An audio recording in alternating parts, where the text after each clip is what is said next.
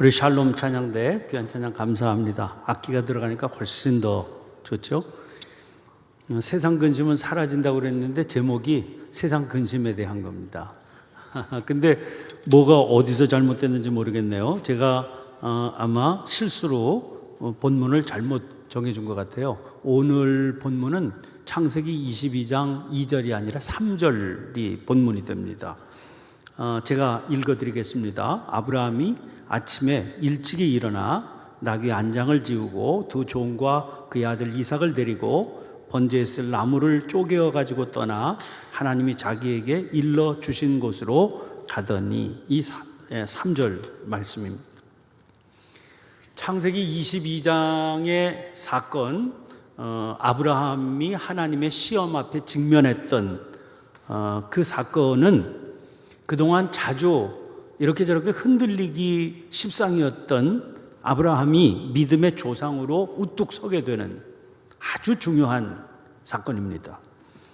그 시험을 아브라함이 어떻게 통과했는지 이걸 살펴보는 게 굉장히 중요합니다. 많은 사람들은 이 중요한 시험 앞에서 아브라함이 조금도 주저하거나 망설이지 않고 순종했다, 그렇게 생각합니다. 특별히 루이스 베르만 같은 학자가 그런 대표적인 사람인데, 오늘 본문에 등장하는 아침에 일찍이, 이 단어를 굉장히 주목하고 있죠. 시편 119편 60절 말씀 보면 주의 계명들을 지키기에 신속히 하고 지체하지 아니하였나이다, 그런 말씀이 나오는데, 아브라함이야말로 이 말씀을 그대로 실천한 사람이다. 또 그렇게 생각할 수도 있는 게 1절 2절에 하나님께서 시험의 내용을 전하니까 3절에 아침에 일찍 일어나서 시행한 그런 아브라함의 모습이 등장하잖아요. 그 중간 과정이 전혀 실려있지 않은 것을 보면 그런 과정에 대해서 이런 반구도 없으니까 그렇게 판단하는 것도 일리가 있어 보이죠. 더구나 하나님께서 내리신 명령 가운데는 내 아들 내 독자 이삭을 모리아 땅 한 산에서 번제로 드려라, 언제까지 드리라고 하는 시기에 대한 말씀이 실려있지 않습니다. 그런데도 불구하고 아브라함은 아침에 일찍이 일어나서 이삭을 데리고 모리아 산을 향해서 떠나지 않습니까? 하나님의 명령에 데리고 가라, 이런 내용이 들어있는데 3절도 보면 데리고 가더니 그랬어요. 그래서 하나님께서 명령하신 그대로 아브라함이 그 명령을 받들어 즉각적으로 순종한 것으로 그렇게 볼 수 있는 그런 장면입니다. 그런데 우리가 짧은 본문이죠. 이 3절 말씀이 아주 한 절밖에 안 되는 짧은 본문인데, 이 짧은 본문을 읽을 때 그렇게만 받아들이기는 조금 납득하기 어려운 그런 장면들을 여러 번 발견할 수가 있습니다. 그걸 한번 살펴보면 이런 겁니다. 아니, 이제 내일 아침에 일찍이 일어나서 제사 드리러 간다고 말해요. 하나님의 명령을 받았어요. 그러면 정상적으로 생각을 한다면 내일 아침에 일찍이 출발할 거면 준비는 언제 해야 됩니까? 그 전날 밤에 다 끝내놓잖아요. 여러분, 아침에 수련회 출발한다 그러면 가방 아침에 일어나서 막 쌉니까? 그 전날 다 준비하잖아요. 그런데 좀 이상하다 싶어요. 왜 그러나? 아침에 일찍이 일어나서 준비를 하고 있어요. 그 전날 명령을 받은 날 그냥 종들을 시켜서 차곡차곡 이렇게 준비를 시켰으면 될 텐데, 근데 그렇게 준비하고 있지 않다가 아침에 일찍이 일어나서 허둥대면서 준비를 하고 있습니다. 또 하나, 아침에 일찍 일어난 뒤에 아브라함이 시행을 했던 첫 행동이 뭡니까? 나귀의 안장을 지운 거예요. 나귀의 안장을 지었습니다. 여러분들, 이게 이해가 됐습니까? 나귀의 안장을 지은 다음에 그 다음에 한 행동이 두 종을 불러요. 그리고 그 다음에 아들을 부릅니다. 그러면 종이 두 사람이 여기 와 있잖아요. 안장은 그러니까 아브라함이 지은 겁니다. 그리고 종을 불러서 세워놓고 아들을 불러 세워요. 그 다음에 뭐 하죠? 그 다음에 번제에 쓸 나무를 아브라함이 쪼갭니다. 여러분, 장면이 좀 이해가 되세요? 아니, 종을 세워놓고 아브라함이 장작을 쪼개는 것도 참 이상한 일이죠. 종 시키면 되지. 그리고 순서도 맞지를 않아요. 제일 먼저 해야 되는 게 장작을, 나무를 쪼개는 일입니다. 그럼 하인을 불러서 나무를 쪼개라고 시키고, 또 아들도 불러라. 그 다음에 나귀의 안장을 지우고, 이게 정상적인 순서 아니에요? 근데 이게 지금 순서가 뒤죽박죽입니다. 지금 아브라함은 나이가 한 110 몇 살 정도 이렇게 된 거예요. 그리고 그 집에는 종들이 많이 있습니다.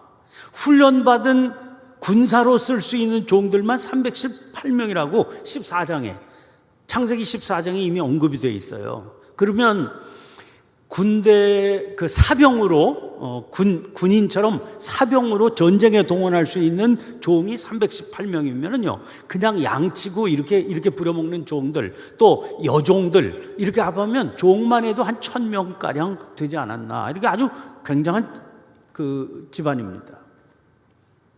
그런데 나이가 100살이 훨씬 넘은 주인이 그 많은 종들을 내버려두고 자기가 지금 이 짓을 하고 있는 거예요.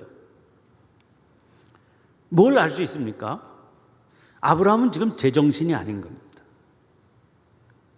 특별히 그가 맨 마지막에 나무를 쪼갠 것을 보세요. 구약학자 가운데 마조르라고 하는 사람이 있는데, 아브라함이 나중에 가서야 나무를 쪼갠 것은 명령에 순종하는 게 너무나 힘겨워서 마지막까지 미루었다는 거예요. 번제라고 하는 것은 제일 나중에 미뤄둔 겁니다. 특별히 우리가 이 장면에서 주목하게 되는 게 나귀입니다. 고대 이스라엘 전통에 의하면 하나님의 백성들이 하나님께 제사 드리러 갈 때는요, 걸어서 가게 되어 있습니다. 그래서 출애굽할 때 모세가 그 바로 왕 앞에 가서 얘기를 해요. 우리가 사흘길을 가겠다. 그 가겠다는 말이 걸어서 가겠다는 말이에요. 걸어서 사흘길을 가서 하나님 앞에 제사를 드리겠다. 왜? 전통이 그러거든요. 걸어서 가는 겁니다. 그러니까 아브라함도 당연히 그렇게 했겠죠. 그런데 아브라함은 나귀에 뭘 지워? 안장을 지웠다고. 짐을 실은 게 아닙니다. 안장을 지웠다고 하는 건 사람 태울 준비를 했다. 그 얘기 아니겠어요? 이게 짐 싣기 위한 나귀를 짐 싣기 위해서 끌고 간 게 아니었다는 거예요. 사람 태우려고 간 거죠. 또 나귀에 짐을 실을 때는 안장을 지우고 그 안장 위에다 올려놓지를 않고 나귀는 어깨에다가 짐을 지웁니다. 안장이라고 하는 건 순전히 사람이 나귀를 편하게 탈 수 있게 만들어진 물건입니다. 그렇게 전제가 사람 태우겠다는 거예요.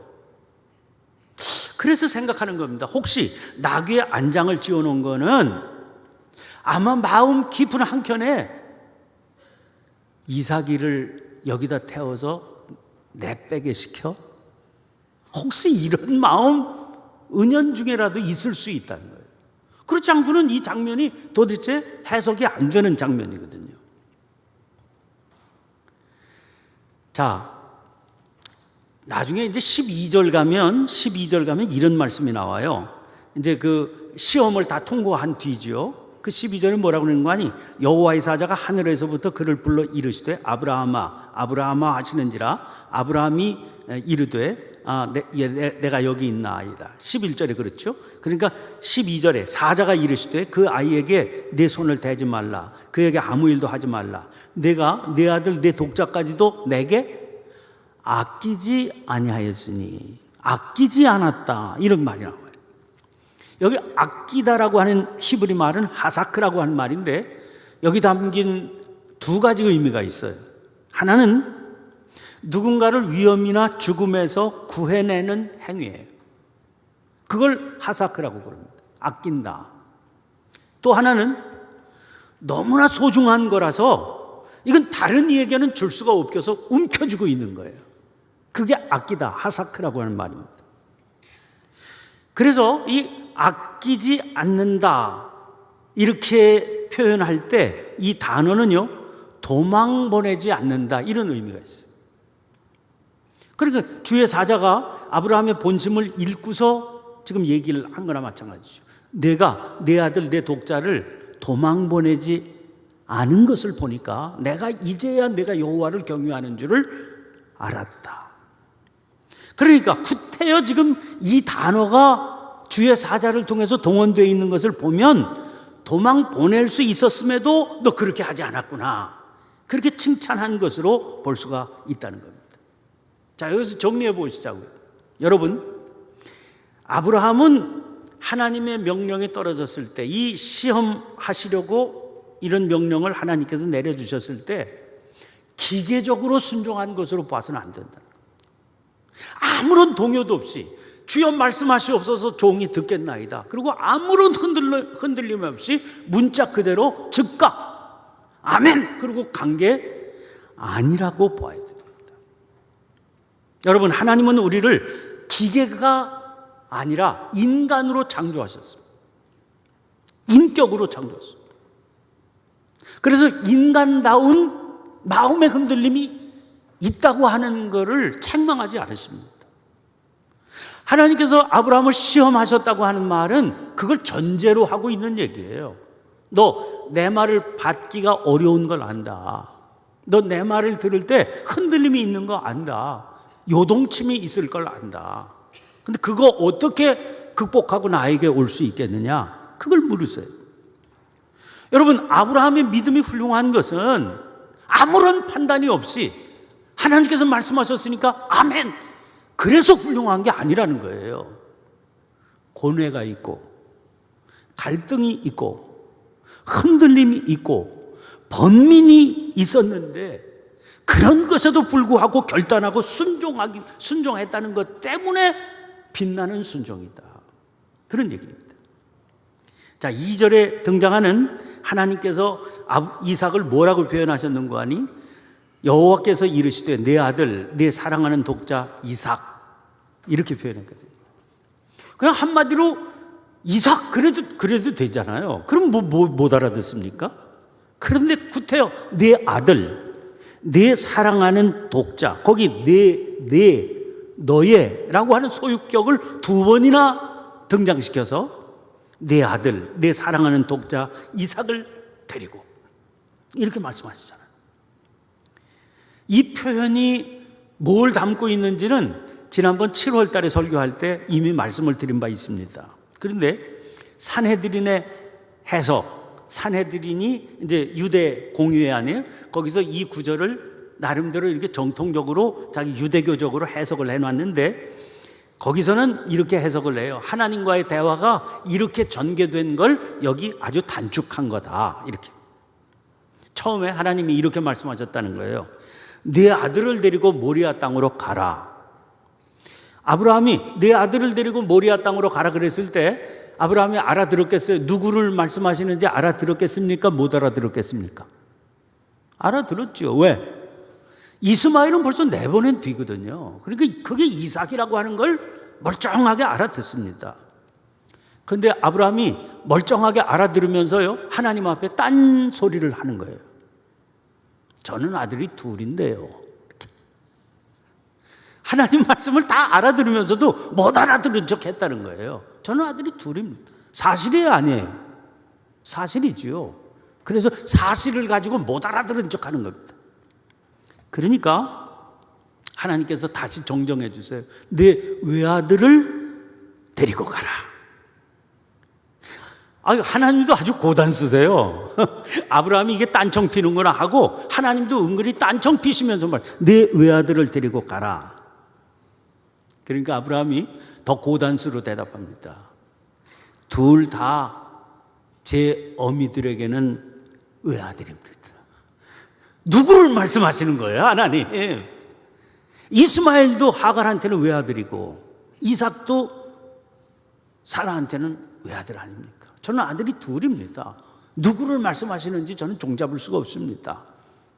뻔히 알아들으면서도 엉뚱하게 이렇게 말 돌리는 거죠. 그러니까 하나님께서 또 말씀하세요. 내 사랑하는 외아들을 데리고 가라. 그러니까 아브라함이 또 말 돌려요. 저는 둘 다 사랑합니다. 그러니까 마지막으로 하나님께서 지정해서 말씀하셨대요. 이삭. 그렇게.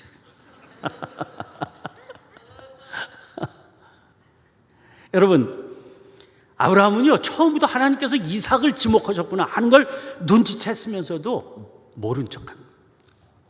왜? 대면해야 될 그 사실이 두려웠던 거죠. 공포스럽습니다. 피하고 싶은 겁니다. 못 알아들은 걸로 넘어가고 싶어요. 여러분, 하나님의 명령을 받았을 때 그 밤에 겪었을 아브라함의 극심한 갈등과 고민을 외면하지 말아야 됩니다. 이른 아침까지도요, 마음의 혼란, 그로 인한 갈등이 해결되지 않았습니다. 나귀의 안장을 얹어서 아들을 멀리 도망쳐 보낼 궁리까지 했지만 결국 그렇게 하지를 못하는 겁니다. 왜? 그렇게 하면 결과는 어떻게 되겠어요? 아들은 도망 보낼 수 있겠지만 그건 하나님하고 단절되는 것 아닙니까? 하나님의 명령을 도대체 이해할 수가 없습니다. 그런데 문제는 거부할 수도 없다는 거예요. 이 혼란이 그로 하여금 종들을 세워놓고 스스로 나무를 쪼개게 만든 겁니다. 아까 말씀드린 것처럼 창세기 14장 14절을 보면 집에서 훈련돼서 군인으로 동원할 종이 318명이나 있었는데, 그렇게 따지면 한 1000명 가까이 되는 종이 있는 이 노구의 아브라함이 또 종들을 불러 세워놓은 그 자리에서 자기가 지금 장작을 쪼갭니다. 또 그렇게도 생각할 수 있죠. 이미 결단을 한 뒤에는, 그래, 아들을 태울 장작만은 내 손으로 직접 쪼개고 싶다, 그런 마음일 수도 있습니다. 그렇게 읽어서 그런지 3절 내내 힘겨운 짐을 진 무거운 마음이 느껴지게 됩니다. 그 무거움은 이삭이라고 하는 존재 때문이에요. 이건 결국 가벼운 문제가 아니지 않습니까? 아브라함의 삶에 이삭이 미치고 있는 의미가 어떤 것인지를 우리가 알고 있기 때문에 그래요. 사실 아브라함의 삶은요, 야곱의 삶은 장자권, 내가 약속의 기업을 이어받는 장자가 되고 싶다, 그걸로 야곱은 초지일관이에요. 요셉은 어때요? 어떤 시련이 오고 어떤 어려움 와도 믿음의 삶이라고 하는 점에서 흔들림이 없습니다. 그런데 아브라함은 그런 점에서 상당히 매력적이에요. 우리에게. 몰라, 여러분들에게는 어떤지 몰라도 저에게는 최소한 매력적이에요. 왜? 흔들리는 사람이에요. 많이 흔들렸습니다. 왜 그렇게 흔들렸을까? 아브라함은 일관성이 없는 삶을 지금까지 살아왔어요. 왜 그랬을까? 상속자에 대한 조바심 때문입니다. 아브라함은 그 인생이요, 하나님께서 주신 약속으로부터 시작됐어요. 75세, 나이 75세에 하나님께서 주신 약속을 붙잡는 것으로부터 그 삶이 의미 있어졌거든요. 그때부터 아브라함의 생애는 기록되기 시작합니다. 그런데 그 약속이 이루어지려면 상속자가 제일로 필요한 거거든요. 여러분, 신학자들은 아브라함의 상속자에 대한 조바심으로 문제가 3번씩이나 일어났다고 그렇게 해석합니다. 첫 번째는 13장에 등장하는 조카 롯과의 문제입니다. 당시 법에 의하면 자식이 없는 사람은요, 적당한, 자기 마음에 드는 적당한 사람을 상속자로 지정할 수 있었는데 그게 피붙이면 더 확실하죠. 그래서 아브라함이 자기의 조카 롯을 마음에 그렇게 여겼다는 겁니다. 지금 아브라함이 12장에서 하란 땅을 떠나서 가나안 땅으로 들어갈 때 조카 롯을 데리고 가잖아요. 그런데 그때 조카 롯은 이미 아버지가 세상을 떠난 고아였다는 거예요. 어린 나이에 고아가 된 롯을 아브라함은 마음속으로 자기의 양자로 이제 입양했을 거다. 우르에서 이미 자기의 양자로 입양했을 거다, 그렇게 판단해요. 그래서 데리고 온 겁니다, 여기까지. 자, 이제 아브라함도 양을 치고 롯도 양을 치지요. 근데 소유가 점점 많아져서 목자들끼리 갈등을 하잖아요. 그러니까 아브라함이 롯에게 제안을 해요. 내가 좌하면 내가 우하고 내가 우하면 내가 좌하리라. 그래요. 그에게 선택권을 줬잖아요. 롯, 네가 정해라. 그러잖아요. 그건 아브라함이 아량이 많아서 그렇기도 한 거지만 아마 마음속에 그렇게 생각했기 때문이라는 거예요. 어차피 네 거다. 좌나 우나 내가 선택하면 어차피 좌도 우도 내 거가 될 거야. 상속자로 여겼기 때문이라는 거죠. 그런데 조카 롯은요, 좌도 아니고 우도 아니고 요단강 저편을 택합니다. 약속의 땅 바깥에 있는 지역을 택해요. 그게 요단강 건너에 있는 소돔과 고모라거든요. 그 바람에 롯 스스로 하나님께서 약속해 주신 그 땅을 포기하고 만 거죠. 하나님께서는 가나안 땅을 주신다고 그랬는데 그 가나안 땅에 속한 지역이 아닌 소돔과 고모라를 택했기 때문에 자기 스스로 약속받기를 거절한 겁니다. 그래서 이제 그 기업의 상속자 자리가 문제가 생긴 거죠. 15장에 가면 하나님께서 약속은 주셨는데 자식을 주시지 않으니까 하나님께 아브라함이 아뢰요. 그러면 상속을 누구에게 해줍니까? 저 가나안 사람 엘리에셀에게 해줄까요? 이렇게 묻습니다. 이것도요, 당시 법에서 허용된 사항입니다.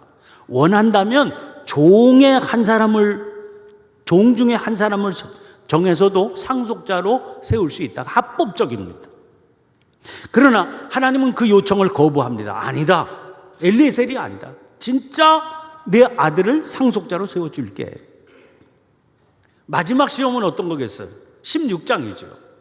하갈의 몸에서 이스마엘을 낳지 않습니까? 이것도 당시 법으로 전혀 문제가 되지 않습니다. 씨바지 이용한 거니까요. 그런데 역시 하나님께서 받아들이지 않으십니다. 계속해서 왜 이런 문제가 생기냐? 아브라함의 간절함이 있어요. 상속자를 세워야 되겠다. 그래서 자꾸 하나님의 마음을 읽지 못하고 좀 조급해서 이렇게 문제를 그르친 거죠. 너무나 간절했기 때문에 인간적인 방법으로라도 문제를 해결하고 싶게 만들었던 겁니다. 여러분, 우리가 마음에 욕심이 있으면요, 자기의 그 욕심을 하나님의 뜻이라고 합리화시키는 경향으로 나타납니다. 가끔 청년들도 그래요. 뭐 교인들도 그러고 목사님한테 상담을 와요. 상담을 하는데 예를 들면 이런 겁니다. 목사님, 저기 회사에서 어떤 회사에서 부름이 있는데 근데 거기 가면 뭐 예를 들면 신앙생활 하기가 너무나 어려운데 조건은 너무나 좋은데 이거 어떻게 할까요? 그렇게 물어요. 물으러 온 겁니까? 인정을 받으러 온 겁니까? 네? 어떤 경우겠어요? 진짜 물으러 왔겠어요? 도장 받으러 왔겠어요? 대개는 도장 받으러 온 거예요. 벌써 해답을 갖고 왔습니다. 갈 거예요. 근데 목사로부터 인정을 받고 싶은 거예요. 주의 뜻인데 뭐 괜찮아. 이렇게 도장을 받고 싶어서 온 거지 물으러 온 거 아니에요.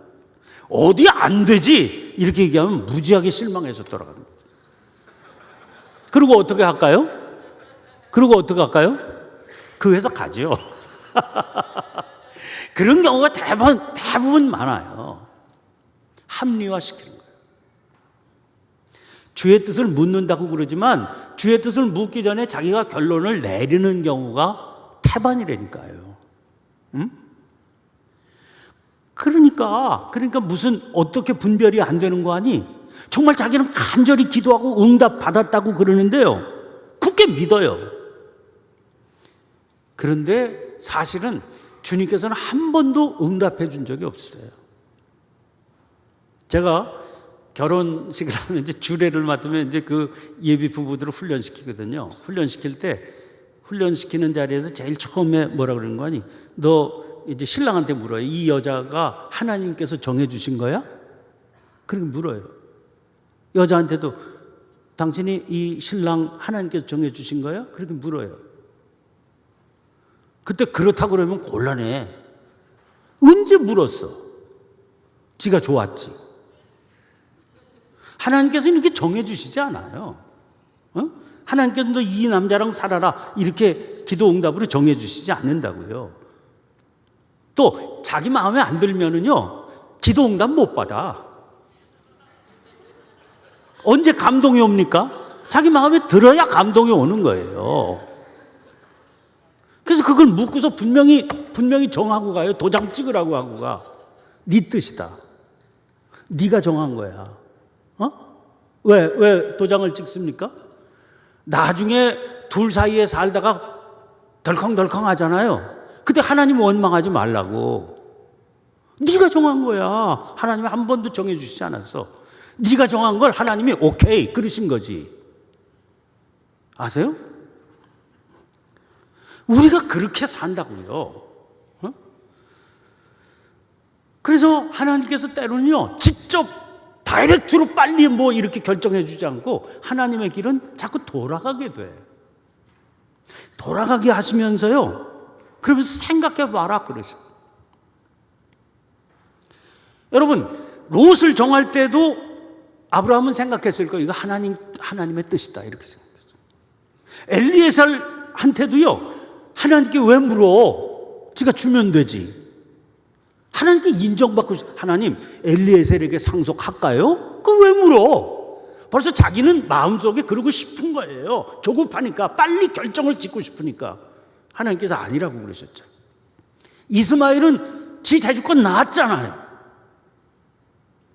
그리고 내가 아들 준다 그랬을 때 하나님 앞에 아브라함이 뭐라고 그래요? 다 끝났습니다. 이스마엘이나 하나님 앞에 살기를 원하나이다 그랬잖아요. 다 결정됐습니다. 하나님 마음속에 이러셨을 거예요. 아니 주셨을 때 응답하신 거 아닙니까? 아무리 하갈을 품에 안았어도 하나님이 주시지 않으면 안 생기잖아요. 잘 모르죠? 결혼 안 해서 자식이 아무렇게나 생깁니까? 하나님 주셔야 되지. 그러니까 아브라함이 생각한 거예요. 이스마엘 주셨을 때 응답하신 거 아닙니까? 이제 와서 무슨 이렇게 생각하는 거죠. 여러분 그런데 우리 직성에는 빨리 결론이 나야 시원해. 하나님이 살아계신 것 같아. 근데요 하나님께서는 자꾸 길을 돌리세요. 자꾸 돌리셔요. 자꾸 돌리시는 이유가 뭡니까? 믿고 구하며 기도하고 기다리는 게 진정한 믿음이라는 겁니다. 이게 내 욕망의 결과는 혹시 아닌가? 이걸 한번 생각해 보라는 거예요. 나중에 하나님 원망하지 말고 이거 내 욕망대로 따라가는 건 혹시 아닐까? 한번 생각하고 또 생각해 보라는 겁니다. 그래서 하나님께서는 길을 막으시기도 하고 돌아가게도 하신다니까요. 여러분 그러면서 또 생각해요. 22장에 이 사건이 진행되는 동안 이삭은 누구 아들이에요? 이삭은 누구 아들이에요? 이삭이 누구 아들이에요? 이삭은 누구 아들이에요?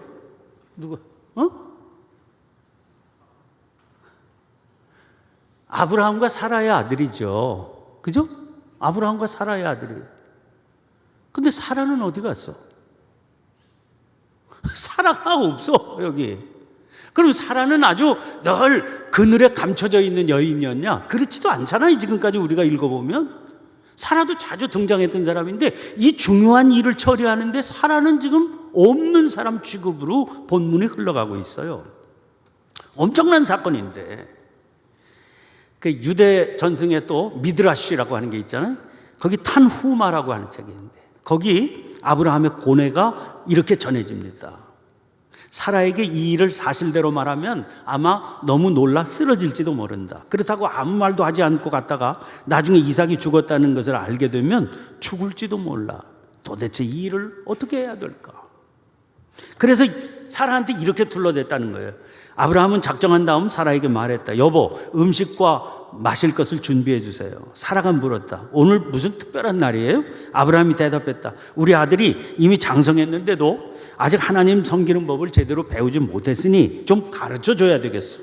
제사를 드리기에 적당한 장소가 있는데 여기서 제법 먼 곳이요. 내 이삭을 데리고 다녀오리다. 사라가 응답합니다. 나도 그렇게 생각하고 있었는데요. 이삭을 데리고 가서 잘 가르치도록 해주세요. 그런데 너무 멀리 가지 말고 너무 오래 있어도 안 돼요. 내가 바로 이삭이에요. 내 영혼이 이삭의 영혼이에요. 이삭이 없으면 내 영혼도 사라지는 거예요. 그럼 평안히 다녀오세요. 여러분, 너무나 분명한 사건인데 이게 너무나 엄청난 일이니까 아브라함이 결단했다는 거예요. 이 일은 나 혼자 짊어진다. 이렇게 결정했다는 거예요. 사라한테 이 일을 얘기해서 문제만 그르쳐진다. 나 혼자 짊어진다.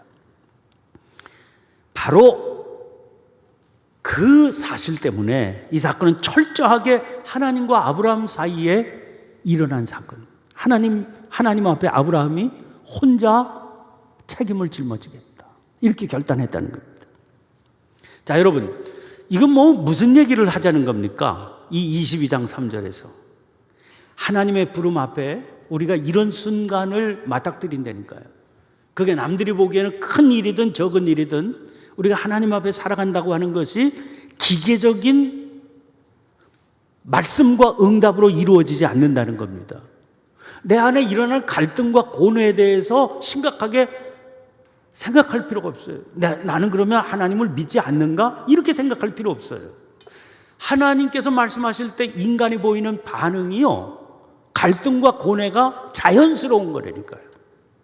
오히려 기계적인 순종을 두려워해야 됩니다. 아무런 판단 없이, 아무런 생각 없이, 아무런 갈등도 없이, 아무런 의문도 없이 그냥 주님 말씀하시니까 내가 움직인다. 이렇게 되면은요, 그건 IS 극단주의자들이 되는 겁니다. 그래서 종교적으로 그런 문제가 생기는 거예요. 갈등이 있게 돼 있어요. 고뇌를 통과해야 된다는 거예요. 그런데 그 고뇌는 철저히 하나님 앞에 단독자로서 그분의 붙들어 주심을 구하고 그리고 순종의 길로 나아가는 걸 요구한다는 겁니다. 오늘 여러분들에게는 어떤 인생의 숙제가 있으신가요? 여러분, 이 구조를 잘 이해하시기를 바랍니다. 합리화시키지 마시기 바랍니다. 하나님의 뜻이라고 마구 도매금으로 넘어가지 마시길 바랍니다. 그리고 철저히 씨름하시기를 바랍니다. 그리고 그 응답의 결과에 대해서 철저히 책임지는 모습으로 나아가시길 바랍니다.